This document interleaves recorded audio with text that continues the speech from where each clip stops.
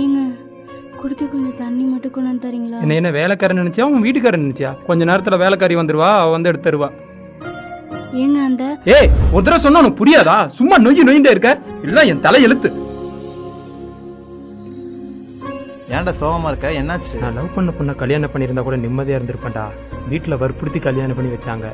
திடீர்னு ஆக்சிடென்ட் ஆகி இப்படி ஆயிட்டா. இப்ப நான் தானடா கஷ்டப்பட்டுட்டு இருக்கேன். டேய் நீ ஏன்டா இப்படி பேசுற? இதுவே உனக்கு ஆக்சிடென்ட் ஆகி அந்த பொண்ணு உன்னை இப்படி பேசுனா தாங்குவியா? கொஞ்சம் யோசிச்சு பாரு சரியா? இதுக்கு மேலே எதுவும் சொல்றதுக்கு இல்லை. சரி நான் வரேன்.